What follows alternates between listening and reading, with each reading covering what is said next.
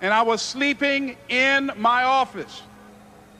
It was hard when just over 3 years ago, in the Penobscot building in Detroit, Michigan, where I was operating my business, and I fell on some hard times. It was hard coming into the lobby, and the security said, "Excuse me, Mr. Brown, can we see you for a moment?" And I said, "Yes." And I walked up to the counter, and he gave me an envelope. And he said, "Would you mind reading it here?" And I opened the envelope, and the envelope was from management that said, "This is an office tower. It's not a hotel. Please do not sleep in your office." And I said, "Excuse me, sir." I said, "I just work long hours in creating my business. I'm an entrepreneur. And right now things are bad for me, but they're not going to be this way always. I'm not trying to make this my home." And it was hard coming through the lobby. And sometimes they would laugh. There's a guy talking about becoming successful. And look at him. He's bathing in the bathroom upstairs on the 21st floor. He sleeps on the floor. Him and 2 other dreamers up there. Look at him. It was hard, ladies and gentlemen, coming to speak to people. And I was facing financial difficulties in my own life. I was behind on my bills and my dreams, and I'm saying to them, you can live your dream. It was hard, ladies and gentlemen. It was very difficult to pick myself up each day believing that I could do it. There were times that I doubted myself. I said, "God, why is this happening to me? I'm just trying to take care of my children and my mother. I'm not trying to steal or rob from anybody. Why did this have to happen to me?" It was rough when I lost my job, and I could not find a job. It was humiliating and embarrassing, borrowing money, and then I couldn't pay the money back when I told them I would. That's rough. How people look at you, how they respond to you. It's very hard. Here's what I discovered that happens to you in life, that you will go through things, and while you're going through them, you can't understand why it's happening to you.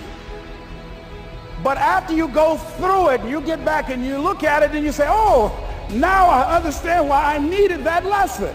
Then I saw that that was preparing me for bigger and better things. See, most people want it easy.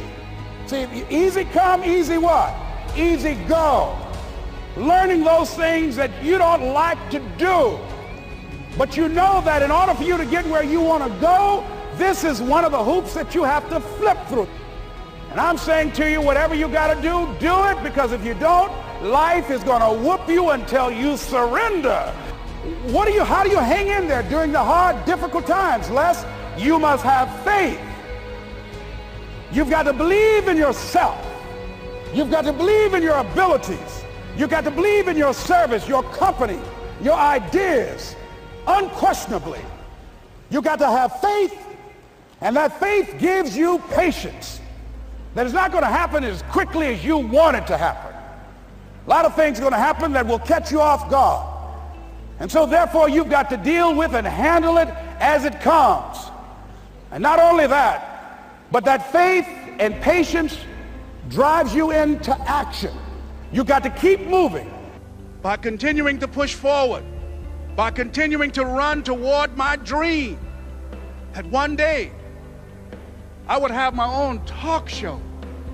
It's a long shot, ladies and gentlemen, from Liberty City, an abandoned building on a floor, never knowing my mother or father. It's a long shot. Being here with you today in this dome in Atlanta, it's a long shot.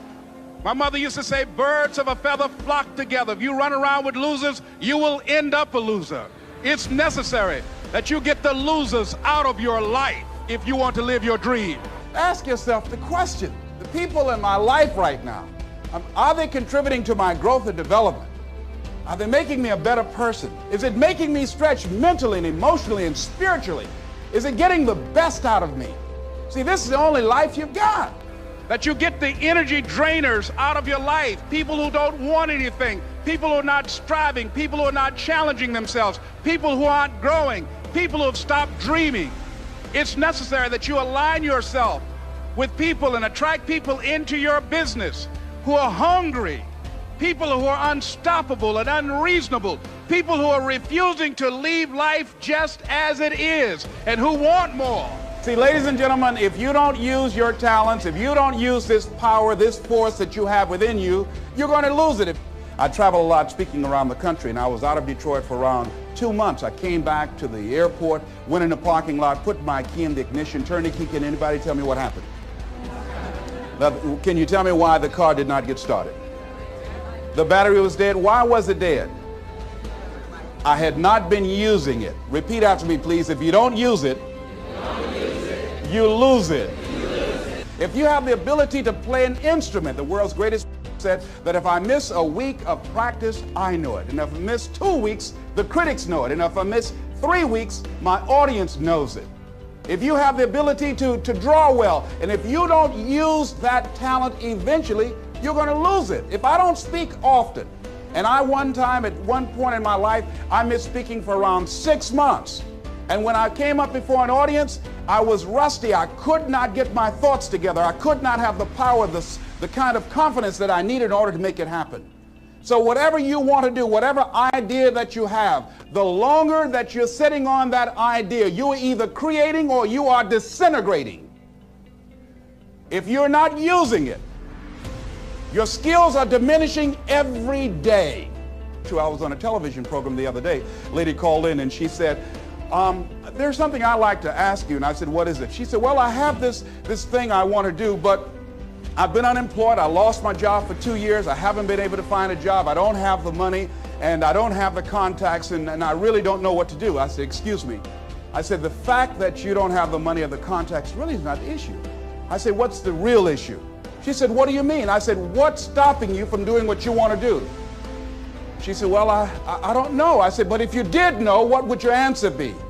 She said, well, I think maybe I'm afraid. I said, what are you afraid of? Maybe I might fail. See, a lot of people allow fear to stop them from living their dream. Answer your calling. Whatever you're called to do, don't count yourself out. Don't say, I can't do that. You're bombarded with negative stuff every day that beats you down, and you will find yourself unconsciously engaged in self-destructive behavior. If you don't program yourself, life will program you. It's got to be your passion. You got to love it, ladies and gentlemen. You got to love it. It's got to be what you are supposed to do. You want to sing, and even though they want to invite you to Carnegie Hall, you're going to sing to anybody that listens to you, including singing to yourself. I used to talk to my plants when nobody else would listen to me. You're supposed to build something. You're supposed to create something. I don't know how to do it. Learn. Do whatever is required. Just go out there. It's possible you can get what you want. It's necessary. If you want it, you got to go into action. You got to be willing to experiment. You got to be willing to fail and to succeed. You got to be willing to form and to develop new relationships. It's you. It's on you. You got to make that happen. Nobody's going to bring it to you on a silver platter and say, here's your dream manifested. No, it's hard. Yes, it's hard. It's difficult. Yes, right. And it's worth it. It's difficult. It's challenging for kids right now. And it's going to take some easy, simple methods to help bring them out of this madness. Let's look at where we want to go. What is it that we want to produce? What is it that we want to create for our young people? What kind of world are they going to be in? And as we think about that, as we begin to use our collective will and genius and resources, it's possible that we can create an educational system that not only will test their minds with information and facts and figures, but will teach them how to think and be creative, and what does it mean to be a human being and to value human life, and how do you make relationships work? How do you bounce back from adversity? It's possible that we can give them a curriculum that will give their lives a sense of purpose and direction and meaning, and teach them how to begin to know and operate on a higher level of being, where they become assets to our society rather than liabilities. What if we leave here with that kind of consciousness that it's possible, as opposed to saying we have to write this generation off, that it's possible that we were born for such a time as this and that, that maybe someone here has the idea or the method or some plan of action or an approach that can resolve many of the problems that we're facing with young people today. Whatever we have to do to save our children, it's worth it. So that brings me to the final step, that it's necessary for us to begin to look at the future and know that it's possible that we can have our dream. Yes, it is. Other people have done it, then we can do it. We fail a lot of times. Well, a lot of other folks failed, and eventually they came back and they succeeded.